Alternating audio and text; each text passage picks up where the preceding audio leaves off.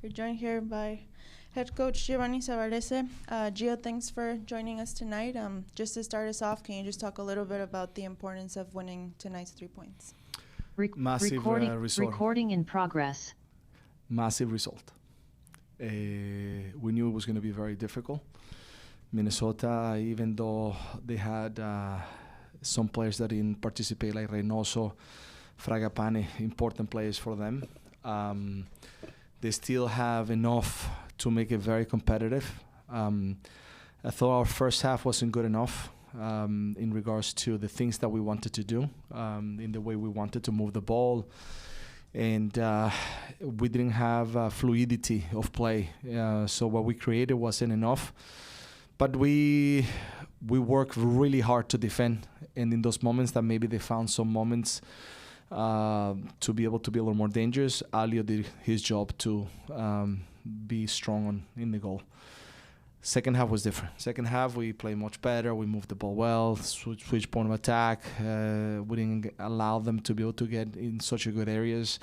And then at the end, they just threw everything at us, and we defended well. So, and I thought that in the counters, we had probably 2 more opportunities that we should have scored. So I think I will deserve 3 points, actually 6 points, because we took 3 away from Minnesota. And we know that every time that we play them is always difficult. So very important for us today, and we move a little closer to where we need to be. So 3 more matches, huge games, one at a time, as I said, and we have to continue to work. We'll open it up to questions. Hey, Gio. Alias has repeatedly said that he is the best goalkeeper in MLS. How do you think he has proven that in this season in his performances?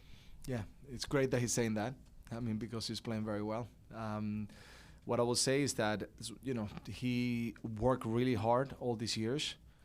He found the opportunity, and he recognizes that this is a huge opportunity for him to show his qualities, and he's been working very hard to show that, and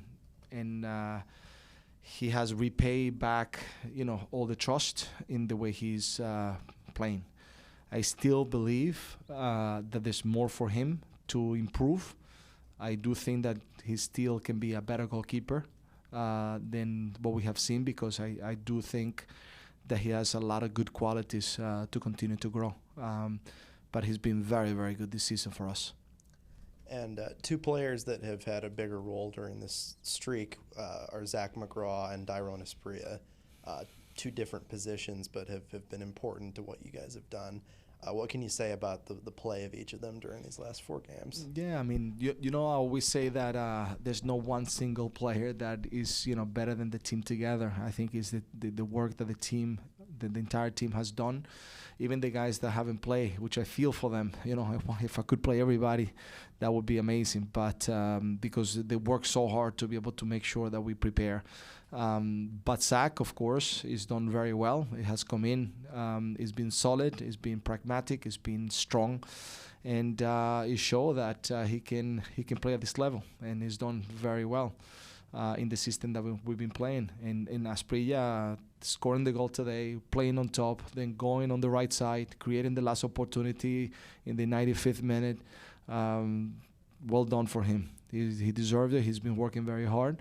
But as I said, it's always the collective work that is the most important.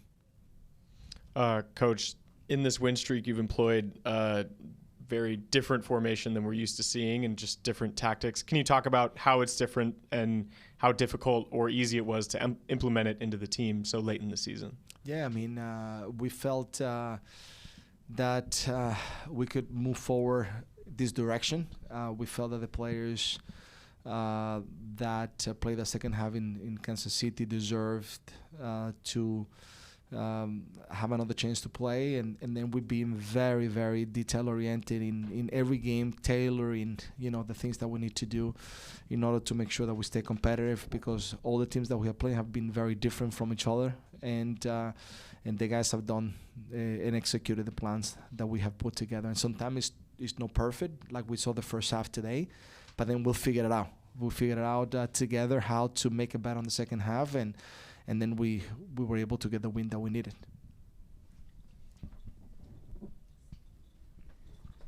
Hey, Gio. I noticed, well, I didn't notice, we all noticed that McGraw got a yellow today, putting him out for the next match. How do you see the dynamic shifting on that back line with McGraw out after he's been such a strong player and such a strong defender? Yeah, I mean, we knew that we had a couple players with yellow cards to be suspended. Unfortunately, he got a yellow card. And I thought the game was clean enough to not have given any yellow to anybody, or maybe give an extra here or there to them as well.